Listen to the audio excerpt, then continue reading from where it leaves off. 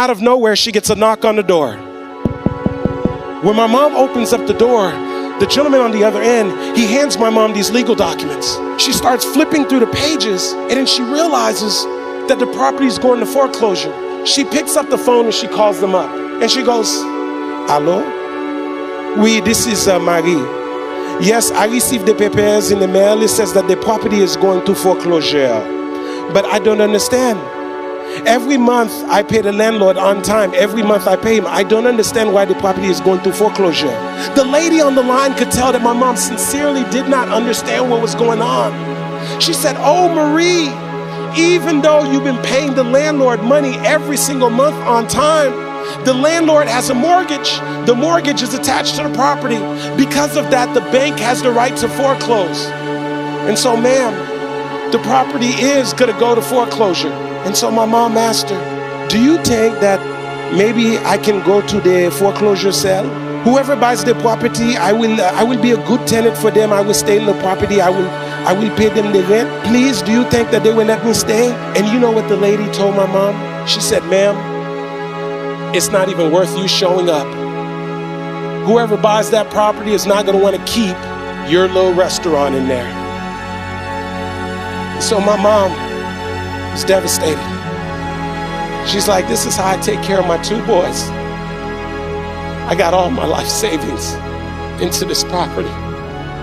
And so about 2 weeks later, my mom says, "You know what? I know that sometimes you don't just have to listen to what people tell you." My mom shows up to the foreclosure sale. She's expecting a room full of investors, but to her surprise, there's only two people there: the auctioneer and the representative from the bank. Now, before my mom could realize what's going on, the auctioneer steps up to the podium. He says, "Ladies and gentlemen, we're about to start the bidding process on 540 West Atlantic Avenue. If you're here to bid on the property, please raise your hand."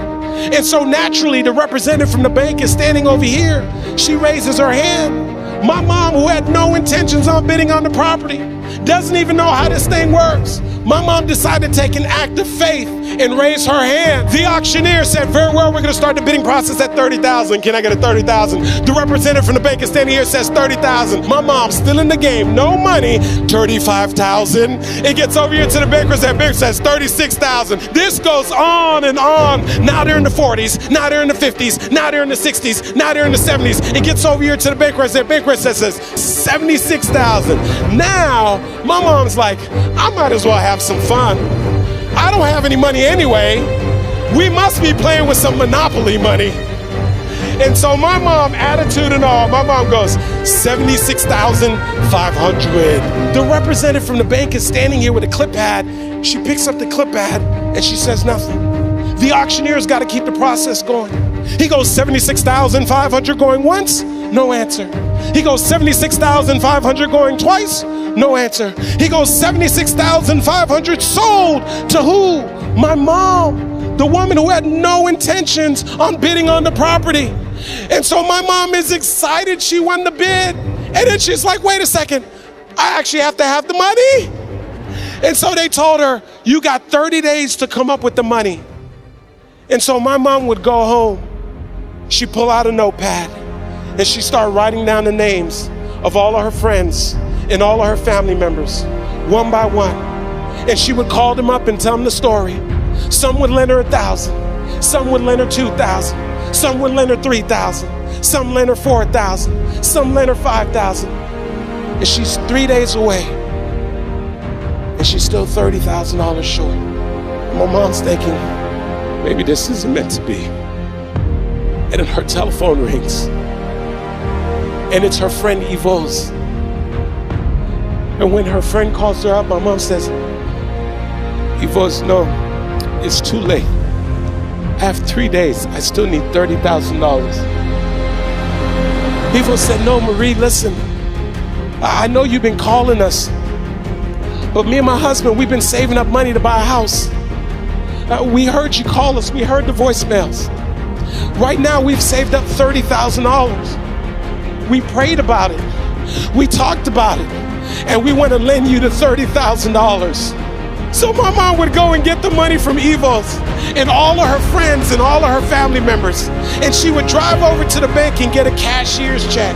She would get back in the car, drive up to Palm Beach, look at that big, thick cashier's window with the little hole at the bottom. My mom would probably take that cashier's check and slide it through the little hole. And that day, my mom went from being the tenant to being the landlord, all because she was willing to show up. And so here's what I say to you. There are going to be times that you're going to be wondering, why should I keep showing up and working my business? Why should I keep picking up the phones and making the phone calls? Why should I keep fighting for my goals and fighting for my dreams? And what I want to remind you is that you got to show up for your life regardless of the circumstances. You got to show up in spite of the naysayers.